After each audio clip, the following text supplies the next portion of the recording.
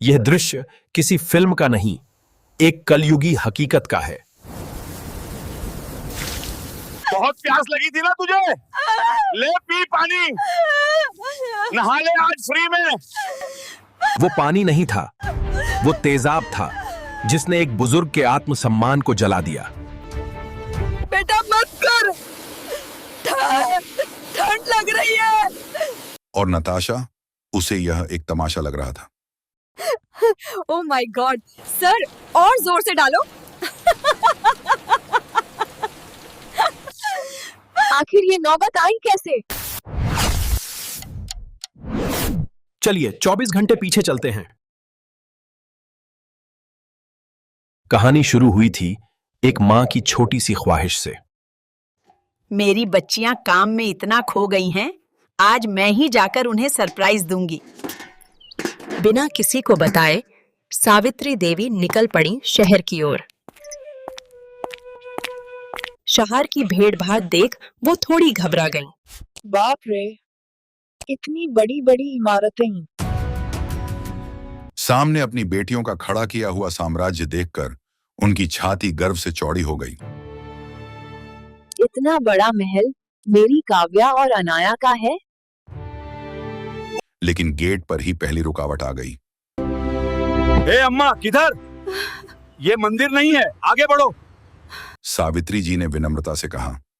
बेटा, मुझे अंदर जाना है, मेरा वहां काम है। गार्ड ने मन महसूस कर जाने दिया। जा, जल्दी निकल आना, भीड़ मत लगाना अंदर। अंदर की चमक धमक ने उनकी आंखें चौंधिया दी। वो रिसेप्शन पर गईं, जहां नताशा बैठी थी। बिटिया, सुनती हो? नताशा ने उन्हें ऊपर से नीचे तक देखा। यहाँ भीख मांगना मना है, सिक्योरिटी को बुलाऊं क्या?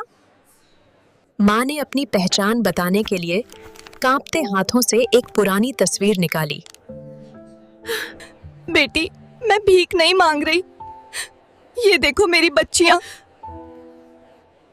नताशा ने फोटो को हाथ लगाना भी गवारा नहीं समझा। हटाओ ये कचरा, यहाँ इमोशनल ड्रामा नहीं चलता।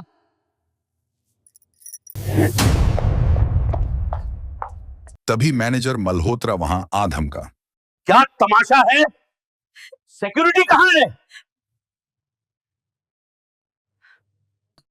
साहब, एक बार देख तो लो, मैं मालकिन की। मल्होत्रा ने वही कहा जो हर अहंकारी इंसान कहता है। मुझे कागज देखने की जरूरत नहीं, मैं शक्ल देखकर औकात बता देता हूं। यह सुनते ही उसने फोटो को ठोकर मार दी। तेरी शक्ल भिखारन की है, निकल यहां से। अपमान के घूंट तो पी लिए, लेकिन हलक सूखा हुआ था। ठीक है, जा रही हूँ, बस थोड़ा पानी पिला दो। और पानी मांगने की यही गुस्ताखी उन्हें भारी पड़ गई। बाहर तुझे पानी पिलाता हूं। बहुत प्यास लगी थी ना तुझे? ले पी पानी, नहा ले आज फ्री में। वो पानी नहीं था, वो तेजाब था जिसने एक बुजुर्ग के आत्मसम्मान को जला दिया। बेटा मत कर, ठंड लग रही है।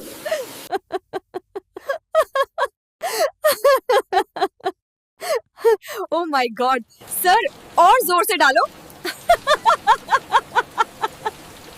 मां फुटपाथ पर बैठी थी।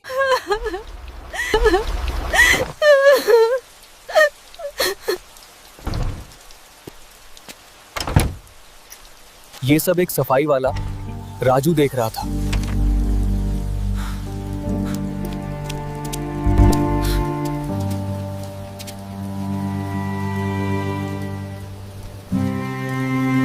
रो मत, ये पानी पी लो, वो लोग बहुत बुरे हैं।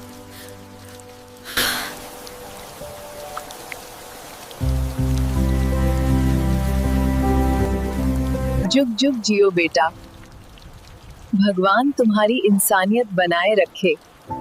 ओए, कामचोर, अंदर आ।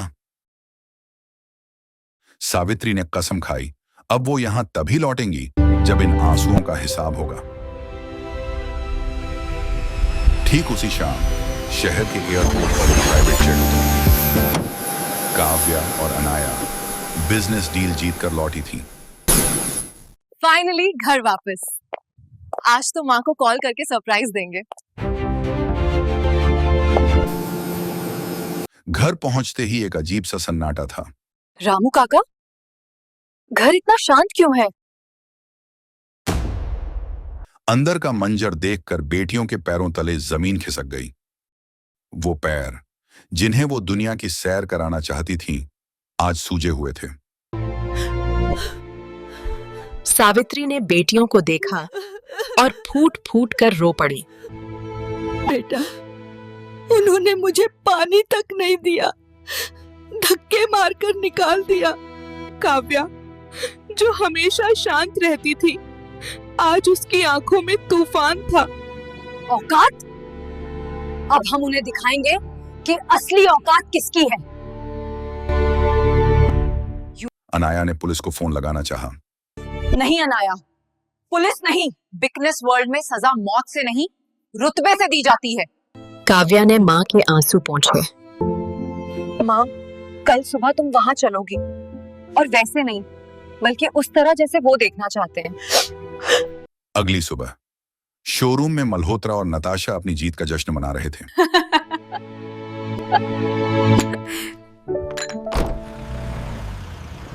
तभी बाहर एक शाही काफिला आकर रुका। गाड़ियां देख, गार्ड के पसीने छूट गए। साहब, कोई वीआईपी आया है। सबसे पहले बाहर निकली काव्या, चेहरे पर गुस्सा और हाथ में इंसाफ का फरमान। फिर अनाया ने कार का पिछला दरवाजा खोला। आइए राजमाता जी। और फिर बाहर निकली। वहीं सावित्री देवी, वहीं चेहरा, लेकिन आज तेवर अलग थे। मल्होत्रा के पैरों तले से जमीन खिसक गई।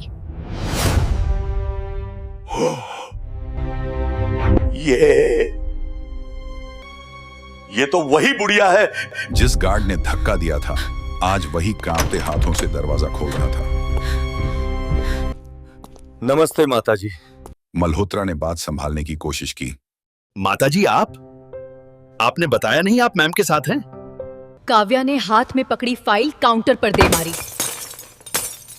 काव्या की आवाज शेरनी की दहाड़ जैसी थी।